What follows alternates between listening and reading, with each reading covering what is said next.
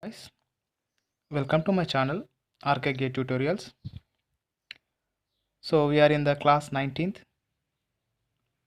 Um, if anyone not yet subscribed, please subscribe and go through the previous classes. So we have been discussing about the types of relays so far. In the previous class also we have discussed about the types of relays based on their applications. Actually, if you go through the previous classes, we have discussed this already. Types of relays are based on the divided based on the three factors. One is based on their time of operation, and based on their application, and based on the constructional features of the relays. So based on the time of operation we have already studied, and based on the application also we have already studied. Now let us study about the types of relays which are based on the constructional features of the relays. Okay, right. So based on the constructional features, the relays are classified again of 5 types. First one is electromagnetic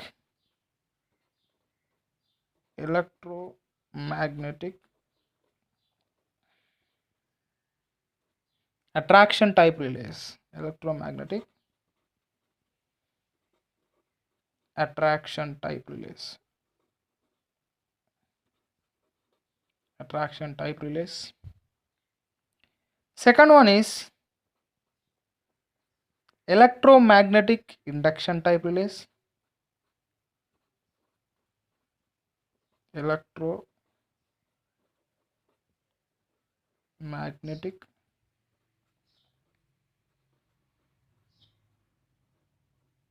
induction type relays. Third one is electrothermal relays. Electrothermal relays. Fourth one is so we have seen we have been discussing about the different types. These are all the types: electromagnetic attraction type relay, electromagnetic induction type relay, electrothermal relay, and we'll be having physico relay.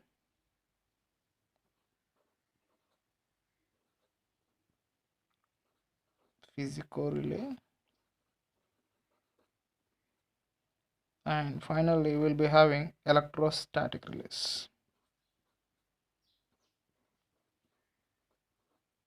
Electrostatic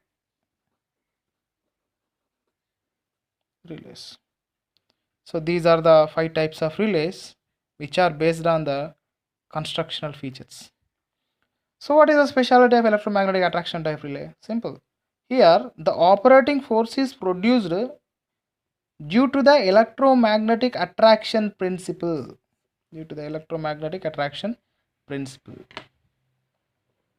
And in the electromagnetic induction type relays, the operating force is produced due to induction principle. And the thermal relays uses some thermal elements that, so we will discuss them individually. Okay, right. So first let us discuss electromagnetic attraction type relay. Today I will be covering this topic. So let us go to the next slide.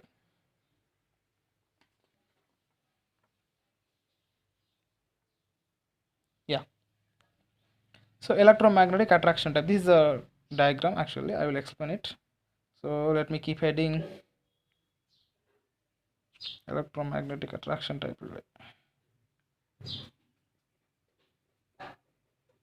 Electromagnetic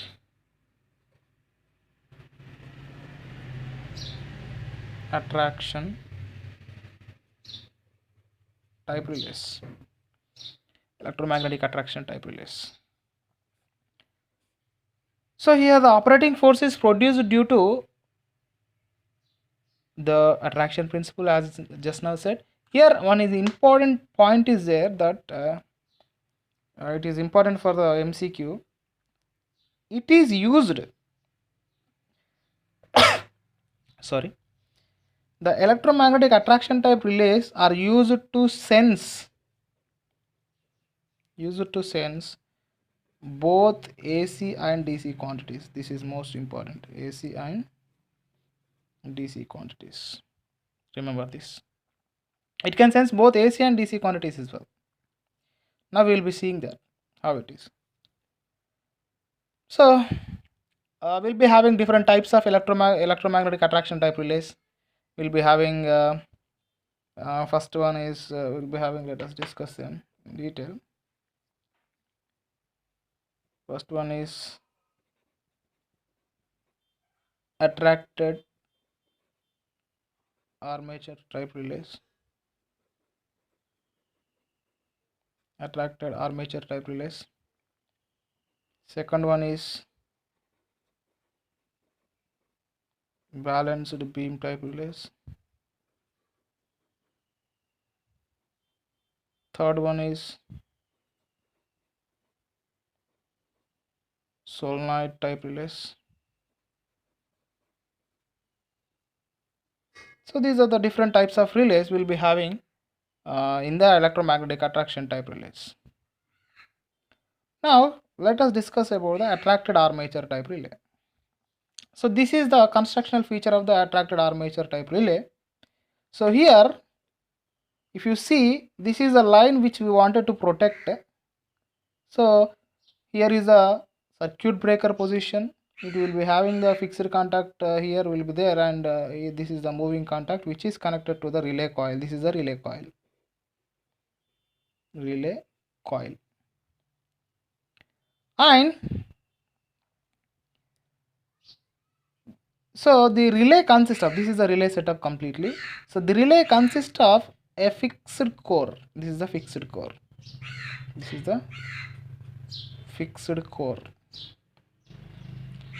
And it consists of a movable armature. This is a movable armature. This is the movable armature. So this will move. Here the relay contact will be there. This is relay contact. This is a trip circuit. Trip circuit. So it is connected like this. This is the CT. This instrument transformer CT, which will step down the current to the ratings of the relay. So this is the current direction. So whenever, this is the relay coil, I forgot to write here. So this is the trip coil. I'm so sorry here. This is the trip coil and this is the relay coil. So here what happens is, when the short circuit fault takes place,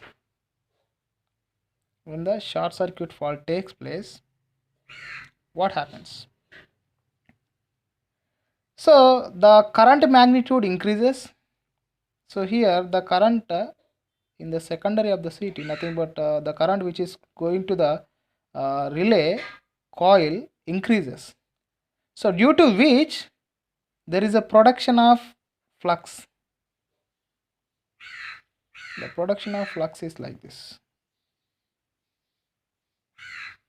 Production of flux is like this. This is the flux direction.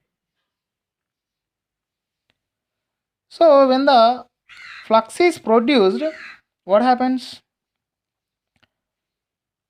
Here this forms north pole and this forms south pole.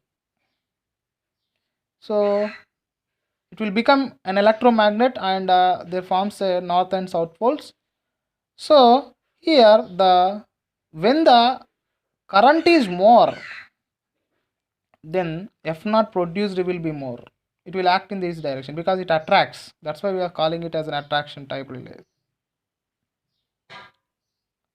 So when the F0 is growing and it is more than that of Fr, this is a Fr nothing but this is a restraining force which is produced by the spring. This is already connected to the movable armature.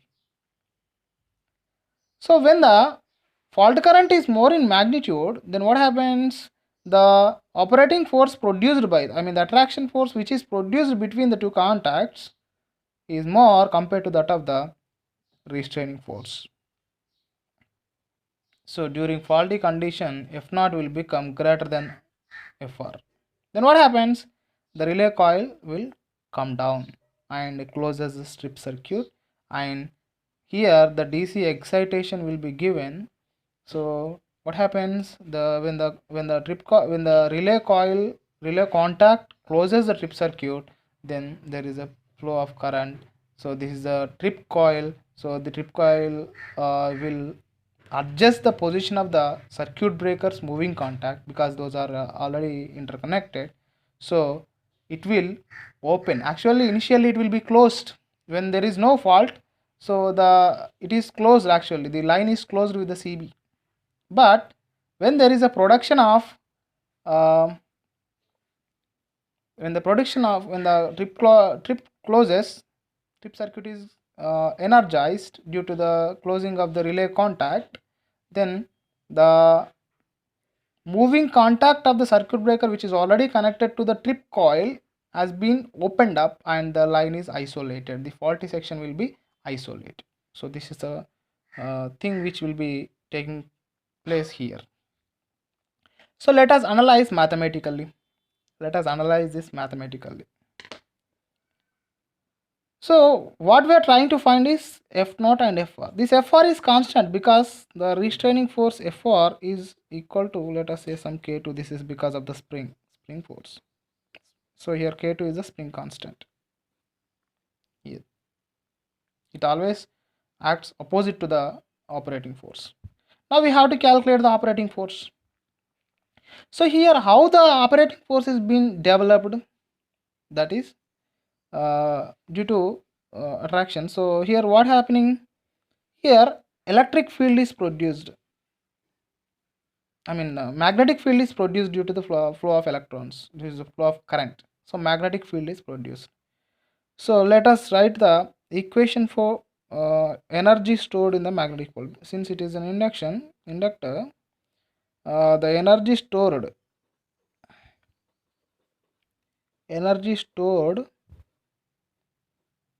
in the form of magnetic field, let me write it in short way, will be what? So the E, because of this field, will be given half L into I square. Due to the flow of current and the inductance, the energy is stored in the inductor, in this coil. Yes. Now what we are trying to find? We are trying to find the operating force. So F0. So we have a relation in between the force and the energy stored. So force is the rate of change of energy with respect to displacement. So this is what is the force. So it is moving, it is making some displacement. So that is nothing but that is due to some field energy. So that force is nothing but it is a movement due to the energy. So that is what is called the force. So now let us derive F0. We'll go for the next slide. So here F0 is equals to d by dx of half. So L will be Lx and I square. Now if you do some mathematics, then we will get since half and I square are constant, you will get dLx by dx. This is F0. So F0 is directly proportional to the current square, nothing but the operating quantity square. Here operating quantity is F0. So F0 is directly proportional to operating quantity square. Remember this is important here. This one and this one, both are important. I hope you guys are getting what I'm saying. Now we got the relation for the F0. So when the relay get into work, when the F naught, I mean the operating force is greater than that of the restraining force. This happens when the fault occurs because of the high magnitudes of currents. There is a production of high flux, and the here due to the magnitude of high currents, production of high flux that will make the north and south poles stronger to come down. So the force of restraining force will be less compared to the operating force. Closes the trip signal, and the circuit breaker contact will be opened. That is what we have seen. Now let us see whether this is applicable for AC and DC. Let us analyze that too. So let us first go for DC, whether it is applicable for a DC.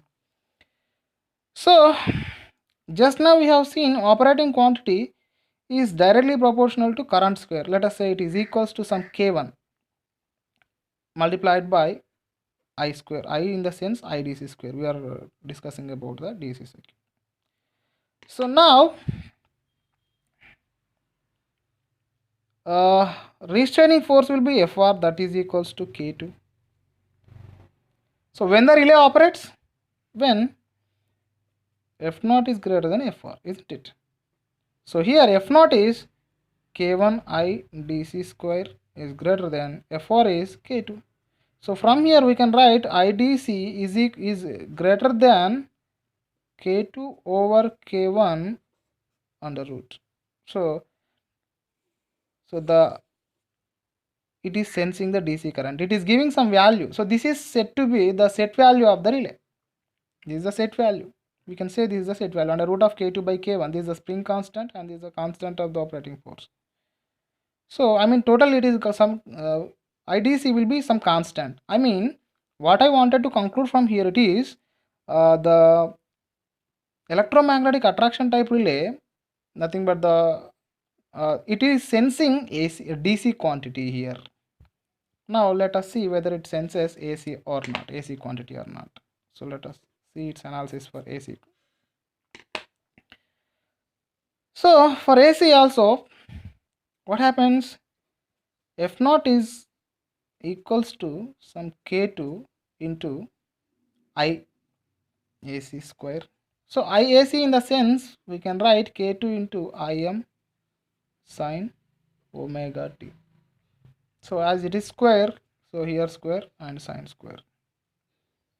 So here K2 can be K2 Im square, and sine square can be 1 minus cos of 2 omega t by 2.